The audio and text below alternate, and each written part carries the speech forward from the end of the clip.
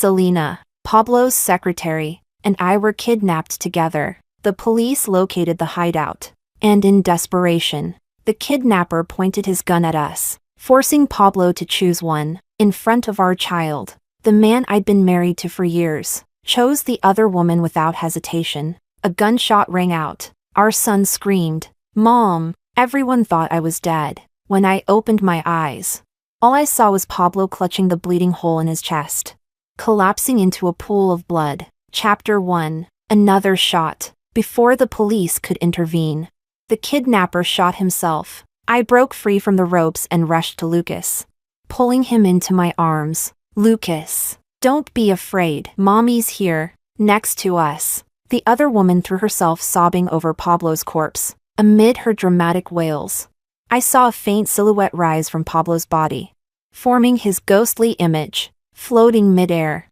but apparently only I could see it. He stared in disbelief at his corpse, then reached out with a loving gaze to brush Selena's hair. Not a single glance for his wife, not a single look at the 5-year-old son, who had just witnessed 2 murders. A police officer approached. "Ma'am, we'll need you to come to the station to sign the report. And regarding Mr. Pablo's body, once the examination's done, should we?" I glanced at the woman still clutching his corpse. Voice calm and cold. "We won't be claiming the body. Please follow the standard process, send it straight to cremation." Pablo looked at me, shocked and conflicted. Selena shot up, furious. "Helen, how could you?" Pablo was the chairman of the group. "You can't just." I interrupted her, icy calm. "And you are? What right do you have to comment on Pablo's arrangements? Let me remind you, I am his wife. That means not just his funeral, but also all his assets are under my control." Apparently I hit a nerve. Selena exploded. "You were going to divorce anyway. Pablo and I had plans. If this hadn't happened, you'd get nothing. I bet you hired those kidnappers. This is all your setup." One of the officers who had just witnessed Pablo choosing his mistress over his wife couldn't take it. "Miss, they're married. They even have a child. Why are you doing this?" Selena snapped. "None of your business. Pablo and I had true love." Floating above, Pablo still looked heartbroken for her, as if he could rise from the dead to protect her again, just like he used to do in front of me. Too bad. He's dead now. Chapter 2. Pablo and I. We used to be deeply in love. We were childhood sweethearts, from high school to marriage. A love story everyone envied. At our wedding 6 years ago, Pablo held my hand, crying uncontrollably, as he read the vows he'd spent 3 sleepless nights writing. He said, "Helen, I've imagined marrying you 1,000 times. When did it all change?"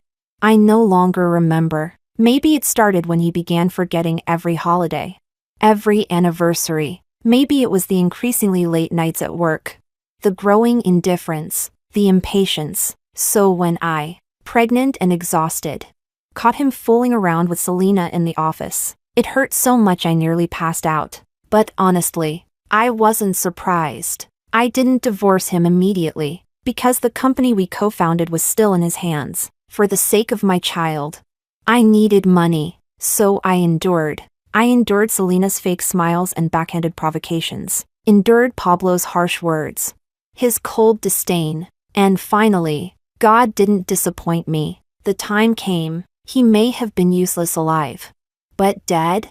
Well, a dead man has his uses. Pablo's parents had passed years ago. He'd cut ties with extended family, which meant control of the company now fell into my hands. Chapter 3. After we left the police station, Pablo's spirit continued to follow me. It wasn't by choice. Something invisible seemed to bind him to me. I took Lucas home. It took a while to settle everything. Lucas had always been by my side. He barely had any impression of Pablo, his father who only wired money but never showed up. I gently patted Lucas to sleep. "Don't worry, Lucas. Mommy will always protect you." At just 5 years old, he was heartbreakingly mature. He held my hand instead. "I'm not scared. As long as I have you. If Daddy won't protect you, I will." I kissed his forehead. After he fell asleep, I went into the living room. No lights, just a cigarette glowing in the dark.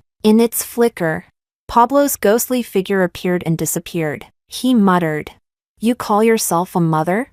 You should get Lucas a therapist. And what kind of kid doesn't cry when his own father dies?" I stubbed out the cigarette, spoke calmly into the darkness. "If donating sperm and wiring money counts as fatherhood, then sure, guess I didn't teach him well enough." Pablo darted forward, stunned. "You can see me? Hear me?" "Of course. This is great, Helen. Listen, you can't keep all my money. Selena stuck by me for 5 years. She's just a girl. Give her half." I let out a laugh so cold it turned into a cough. "Your money? Pablo, don't kid yourself. That's all marital property. Selena won't get a single cent. And I'm going to make her vomit back everything you wasted on her." Pablo roared. "Helen, what have you become? If you're mad, take it out on me. Leave her out of it." I stared at him, this ghost still blinded by love, and said, "You're already dead. Stop meddling," no matter how much he raged. I ignored him, and began preparing for the board meeting. I'd let those two have their fun long enough. It was time to settle the score. Chapter 4. The company was founded by Pablo and me right after we graduated. We were once inseparable, lovers and comrades. Later, when the business stabilized, I chose to return to school for further studies. Then came Lucas. All responsibilities of the group were handed over to Pablo, but the deeper I dug into the company's finances, the more horrifying the discoveries became. Pablo had already started playing tricks, quietly shifting assets under his own name. If he hadn't died so suddenly, by the time we divorced, Lucas and I would have been left with less than 1% of what was originally ours. Now, with the group in turmoil, I called an emergency board meeting. Almost everyone attended. Selena, as board secretary, stood to the side. I tossed a stack of documents in her direction. "Make copies of this for all board members. And I don't drink green tea. Go get me an Americano from the cafe downstairs." Selena, the so-called board secretary, looked at me like she'd never done this job before, eyes wide. She snapped, "Helen, who are you to order me around? Don't push it." I couldn't help but scoff, pulling a smirk. "What? Pablo promoted you to board secretary, and you can't even do the basics of your job?" Across the table sat Ryan, a middle-aged board member. He glanced at Selena's about-to-cry face and tried to smooth things over with a chuckle. "Mrs. Helen is joking. Of course. Selena's the executive secretary. She can delegate these tasks to someone else." I looked up. I might have been away for a while, but I believe I still hold the rotating CEO title, right? "Ryan, you're the one joking. Call me CEO Helen." "Thanks. Delegate to someone else?" If I'm not mistaken, a secretary is the one being delegated to. If she can't handle something this simple, she doesn't deserve to be in the board office. Ryan had nothing more to say. Selena, face green with rage, stormed off to do the task. Pablo floated nearby, furious. "Don't bully Selena." "Oh, asking someone to do their job is now bullying?" I tuned out Pablo's lovesick ghost babble. So annoying. Chapter 5. I sat at the head of the table, coldly watching each shareholder who now, after Pablo's death, wore their own masks. Ryan, the one who had just spoken up for Selena, was wealthy and arrogant. Helen, we're all very sorry for what happened to Pablo. But the company still has to move forward, right? The group's performance has been poor these past few years, but I do feel attached to it. So how about this? Between your shares and Pablo's, that makes 51%. You name your price, I'll buy them all. I didn't respond, just swept my gaze over the other board members. As expected, he wasn't the only one who couldn't wait. Another man stood up. "Ma'am, I've been in this company the longest. You know how close Pablo and I were. Why not hand the shares to me instead? Pablo would rest in peace that way." Funny, it was me who had chosen this business track for the company.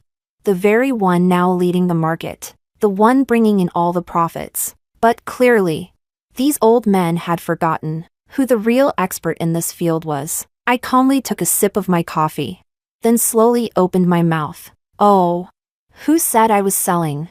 Looks like I need to reintroduce myself. I'm Helen, rotating CEO of the group. PhD in business from Beihua University. Currently associate professor at Chingching University. The room fell silent. I noticed Selena, having finished refilling water, stood next to Ryan, and subtly brushed her thigh against his resting hand. After a moment, Ryan chuckled. Come now, sister-in-law. Don't take it that way. We're just worried the company might distract you from your academic work. I'm sincerely offering to buy. Think it over. I smiled slightly. Of course, selling the shares isn't entirely off the table. Chapter 6. The moment I said that, everyone perked up. Before selling, I'll need to review the group's operations and asset allocations in full. Once that's done, we can talk numbers. I have one strength. I'm direct. Let me make this clear. When I do sell, it'll be to the highest bidder. Let's see who's truly sincere. Pablo, floating nearby, frowned at me. To the highest bidder? Helen, since when did you become so money-obsessed? I spent years building this company. I can't just let anyone take over. I ignored him and turned another page in my file. It detailed every expense Pablo made on Selena over the years. The amount was staggering. Hard to believe that a man who threw cash at his mistress so lavishly would argue with me over the cost of Lucas's study trip to Europe. I spoke while sorting my late husband's assets. I came across something worth disclosing. After all, our company is publicly listed. Pablo used company funds to purchase 3 villas in Chingching, worth 200 million yuan, all under Selena's name. Misuse of company funds. That's prison time. Pablo may be dead, but Selena is very much alive. Gasps filled the room. Everyone knew about Pablo and Selena. Now they were all staring at her. I turned to Selena. By the way, every cent Pablo spent on you during our marriage is part of our marital assets. I'm demanding it back. Selena went pale, mumbling, trying to explain, but the words misuse of funds had her too stunned to speak. I looked her over, smiled faintly. That outfit, C-Brand's latest release, right? With your salary. Could you afford that? If you bought it with my money, I want it back. Selena instinctively clutched her clothes. Pablo hovered over her, distressed, wanting to shield her. Helen, you're disgusting. I gave her the houses, the cars. It was my money. You have no right to take anything from her. I stared at these two lovers, one alive, one dead, still trying to play the tragic couple. I remembered the first time Pablo said he liked me, how shy he'd been, remembered how gentle he was when he loved me, how he used to say I was his everything, remembered the tears in his eyes at our wedding. And yes, I also remembered that filthy, pathetic body of his, pressed against Selena in the office, his eyes full of fear, as he shielded her behind him, and barked at me like I was the intruder, over and over again. Until now, I no longer felt grief, not even anger, just cold silence. Chapter 7. The villas under Selena's name, including the one she currently lived in, were all reclaimed by the group. I didn't rush to send her to prison. She still had her uses. After finishing the audit of company assets, I received a message from Ryan. He was the first to approach me about buying shares. I deliberately arrived a few minutes late. The meeting room door was ajar, and from inside came the flirtatious sounds of a man and woman. Baby, come closer, closer. Aw. Ryan, not so rough. Pablo, floating beside me, muttered. Ryan's completely lost his shame, flirting in the office? He's a horny old dog. Can't be trusted. I'm warning you, don't sell your shares to him. I silently pushed the door open. The pair inside, mid-act, was none other than Ryan and Selena. She was perched sideways on his lap, his hand on her chest, his head buried in her neck. Ryan was more than 20 years older than Selena, and looked every bit the greasy sleaze. Hard to believe Selena could even kiss that. Pablo was shocked, eyes full of betrayal and rage. Selena? With Ryan? That be *TCH. She said it was true love, that I was the only one. She was lying the whole time. I've only just died, and she couldn't even wait to find a new man? When I entered, neither of them looked particularly embarrassed. After tidying up a little, they calmly sat side by side. Selena threw a bank card in front of me, with a smug look, said she was here to return the money Pablo had spent on her. I couldn't help but sneer. Didn't expect Ryan's taste to be so similar to my late husband's. Ryan pulled Selena into his arm. I saw her first. Pablo just beat me to it. Then he leered at me, eyes roaming. You know, you're a beauty too. Wasted all those years locked up by Pablo. Why not give me a chance? Before I could reply, Pablo exploded. You disgusting pig. Look at yourself. How dare you? I frowned, staring at Ryan's lecherous face. What exactly do you want? Ryan took a drag of his cigarette.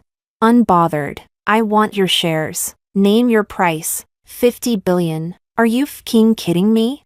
The entire group isn't even worth that much. I smiled coldly, then raised my hand and splashed my coffee straight onto his face. Exactly. I am messing with you. If you want to talk business, learn to clean your mouth. And next time, don't bring someone unworthy. My eyes don't tolerate filth. Selena shot to her feet, pointing at me. What the hell do you mean by that? Helen? Don't push me too far. I calmly raised the cup again, and splashed her square in the face. Dark coffee dripped down her hair and cheeks. However disgusting you are, that's how cold I'll be. Frankly, this splash should have happened 5 years ago. Chapter 8. 5 years ago, I was pregnant with Lucas. It was also the year I discovered Pablo's affair. By my 8th month of pregnancy, our relationship had hit rock bottom. The company was expanding, and Pablo barely had time for the family, let alone his pregnant wife. Patience, frustration, arguments, avoidance. I thought it was just a phase, something every couple had to work through together. I suppressed my pregnancy hormones, suppressed the depression from Pablo's constant neglect. I tried to smile, tried to talk, tried to fix things. I still held out hope that we could go back to how we were, but reality made a joke of all my efforts. On our wedding anniversary,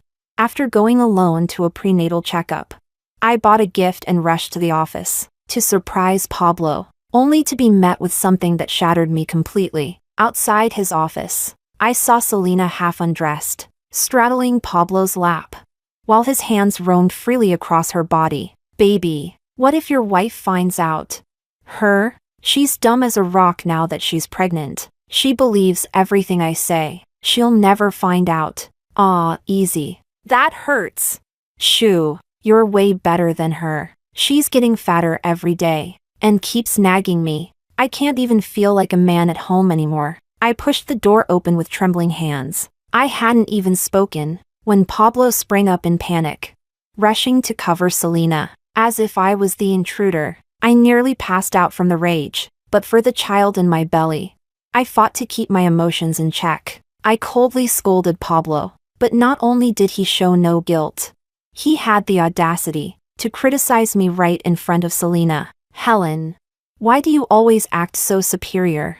So arrogant, like no one's good enough for you. I work so hard. I'm under pressure every day. Do you think I want to serve clients at work and come home to serve you? Selena chimed in. Yeah, Helen, have you ever stopped to think maybe you are the problem? Me? The problem? My heart seized, and I fainted. The last thing I saw was Pablo's panicked face, rushing toward me. Lucas was born prematurely. Pablo cried and swore he'd end things with Selena, but deep down, I knew there was no going back. Of course I knew. He never broke it off. They only grew more entangled. But I didn't care anymore. Song Yen was stabilizing. It was about to go public. For Lucas, nothing else mattered. Chapter 9. After Pablo's death, I became the wealthy widow that everyone talked about. Ryan's usual mafia-style threats didn't dare touch me, with money and shares in hand. Life after losing a husband was surprisingly freeing, but accidents come fast. I was suddenly cyberbullied. An anonymous post online questioned whether Pablo's death was really an accident. They exposed how Pablo and I had a long-standing marital rift.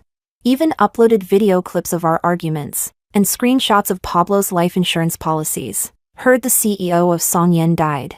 And his wife didn't even take his body, just sent it straight to cremation. No funeral either. Damn, that's cold. Maybe she hired the kidnapper herself? But like, she's rich. Would she really kill for insurance? It's not the insurance. It's the company, all those assets. Still, it's joint marital property. That's shady. Whoever posted it clearly expected the backlash, because the second wave came fast. Videos of Pablo cheating, evidence of funds being moved under the table. The topic exploded. Okay, I believe it now. Maybe she really did it. He just did what all men do. This is literally a revenge drama. All that, just because he cheated? She's terrifying. Online chaos aside, the next morning, the police came knocking. Ma'am, sorry to disturb you. We'll need your cooperation for further questioning. At the station, I calmly explained how Pablo cheated during my pregnancy, betrayed the family, and moved marital assets in secret. Pablo sat next to me the whole time, listening in silence. I was calm, no anger, no emotion, but Pablo first began to tear up, then collapsed, clutching his head, sobbing uncontrollably. Honestly, I didn't know ghosts could cry. Chapter 10. The statement didn't take long. It matched what the police already had. I went home. Pablo followed. Lucas had a school project, a family photo album. The floor was a mess of cut-up photos. Right by the door was a picture of me and Pablo at graduation. I paused for a moment. Pablo's voice came, low and soft. Helen, are you okay? I'm sorry. I was wrong. Tears streamed down his ghostly face, but my expression remained calm. That's sorry. I'd waited for it for far too long. When he hung up on me with the excuse of working late, when he snapped at me over house chores, when he forgot our anniversary. Back then, I didn't even know about the other woman. After every fight, I thought he'd come coax me like before, smile, apologize, beg for forgiveness. But I waited and waited. What I got was the cold tone of a busy signal, a colder attitude, and the sounds of him moaning with someone else in his office. From the moment he shielded Selena like I was the villain, the word sorry became a joke. I said nothing to Pablo. I simply picked up a few things and went out to pick up Lucas from school. Chapter 11. Lucas is a good kid. The one thing I never regretted about marrying Pablo was having Lucas. As soon as I reached his classroom, Lucas came running toward me, bouncing with joy. Mommy, Mommy, I missed you so much. I quickly bent down to hug him tight. I missed you too. Did you behave well at school today? Just then, Lucas's teacher came over. Lucas is the best behaved child in the class. He's bright and so considerate. The teacher gently found an excuse to send Lucas aside, then turned to me with a more serious tone. Miss Helen, today one of the kids got into an argument with Lucas, right in front of everyone. He said Lucas's mom killed his dad. At this age, personality is still forming. So I sincerely hope you can handle this situation carefully. For Lucas's sake. My face turned serious. I nodded repeatedly. Then the teacher handed me Lucas's photo album and a drawing. Also, this is one of Lucas's recent works. He's incredibly talented and imaginative. I really suggest nurturing his interest in art. I took the album. Inside were all pictures of just me and Lucas, and in the drawing titled My Family, he'd drawn the two of us, hand in hand, walking along the beach. Pablo saw it too. Lucas doesn't even see me as his dad? He turned to me, angry. Was it you, Helen?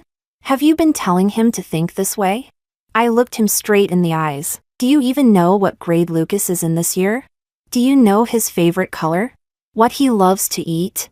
What he's allergic to? I've said this before. If fatherhood only means making a child and sending money, then yes, I guess I did teach him wrong. Pablo was struck speechless. The fire in him instantly died. He lowered his head and followed behind me like a defeated ghost. Chapter 12. The fox who lays the bait is always the one most desperate for feedback. When I stayed silent, Ryan couldn't hold it anymore and called me directly. Helen. How about now? Interested in talking shares again? If not, I don't mind leaking more of what I've got. So it was him. I sneered. Is that all you've got in your little bag of tricks? He didn't even flinch. Seems you still don't understand how powerful the internet is. The truth? That can be bent. Even white can be painted black. Let's see if you and your son can still live peacefully after this. I shook my head, paused the recording, and hung up. Then I made another call. We've got it. Go ahead. The man on the other end had long pretended to be Pablo's best friend, using that name to gain favor everywhere. After I broke things off with Ryan, we struck a deal. He held countless recordings and photos of Pablo and Selena's affairs. Recently, under the guise of company safety, he installed a wave of new surveillance cameras. Ryan and Selena's little games had been captured in full clarity, and my recording? The final blow. He posted everything to Weibo under his own name, claiming he couldn't stand seeing the victim maligned. One by one, the evidence came out. The internet flipped. What a plot twist. Helen's the real victim here, married to an absolute scumbag, and blamed for everything. Gross. Ryan's like 50. Why is he still acting like a horny teenager?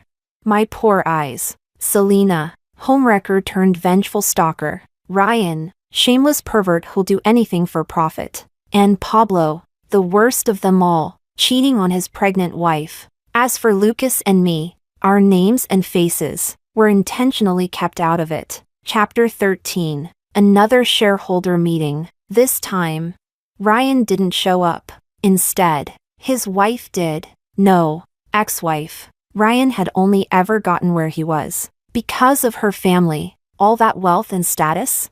It was her father's, not his. After getting involved with Selena, Ryan was foolish enough to let her convince him to start transferring marital assets into her name. Once their scandal was exposed, Ryan's wife caught on instantly. She divorced him without hesitation and kicked him out with nothing. As for Selena, after being fired from the company and left with no income, she stuck to Ryan, clinging to the pitiful scraps from his divorce. Ryan blamed her for everything. He beat her and used her to vent his sick, violent urges. At the end of the meeting, Ryan's ex-wife approached me, elegant, composed, sharp-eyed and shrewd. Helen, I owe you. If it weren't for you, I'd still be fooled by that fake smile of his. I smiled. You're too kind. I was only doing it for myself. She shook my hand, not with any sisterly chit-chat,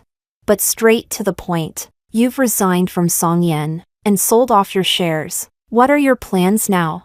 I'll be direct. I've read your academic work. It's sharp and insightful. We'd like to invite you on board as our chief consultant. I looked at her in surprise, then gently declined. Lucas and I have decided to move abroad.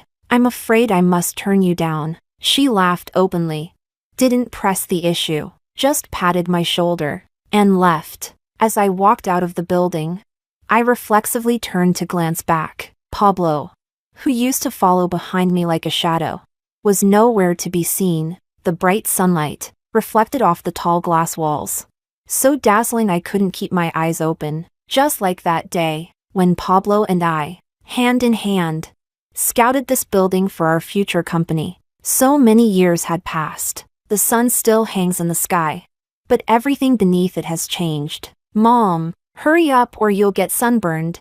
Lucas leaned out from the car window, waving with all his might. I smiled and ran toward him. Coming! Extra, Helen's monologue. Ironically, the netizens actually got one thing right. Yes, I did kill Pablo. To be precise, he died within my plan. Moving abroad with Lucas was a decision I made 5 years ago. 5 years of quiet patience, waiting for Lucas to grow up, and for the right moment. After Songyan went public, Pablo got arrogant, reckless. He made too many enemies. Sam, who got fired just for saying a few things at a dinner party, was one of them. He was human garbage, and my carefully chosen weapon. He gambled, lost everything, drained even his parents' retirement funds. But even monsters sometimes have a heart. When his daughter got seriously ill, I paid to keep her breathing. I gave that money not as Pablo's wife, but as Lucas's mother. I told him Pablo had cheated him on compensation, that the exact amount I gave was what he'd been denied. With his rage, it only took a nudge. He made Pablo his personal vendetta. But Sam wasn't stupid. He knew the one who hated Pablo most was me, so we made a deal. I would save his daughter and give her a future. He would give me an ending. He once asked me, why stage something so risky? Why not just kill Pablo quietly? I smiled. Truth is, part of me still hoped. That boy in white from our youth left a mark I couldn't erase. Many nights, I woke crying from dreams of him. This play could have been stopped any time. I had countless ways to ruin him, but it was he who pulled the trigger when he chose to save Selena over me. That moment was the final bullet through the heart of everything we once had. After the gunshot, all that remained was peace.